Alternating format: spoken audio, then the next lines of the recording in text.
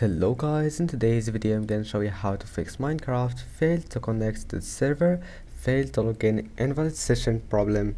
It's easy if you want to fix it. All you have to do first, click here and then go to control panel, and after that you will see view network status and tasks. Click on it and then you will find access type must be internet and connections, internet or Wi-Fi. Just click on it and then go to properties and go to protocol internet version 4. Double click on it.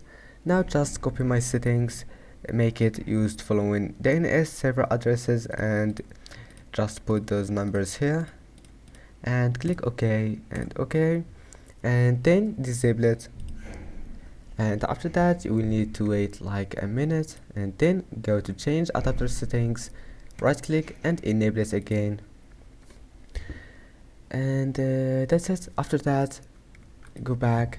First you need to make sure that you have all the updates that you can find in Windows update settings, and that's it. Now just go to Minecraft and try again.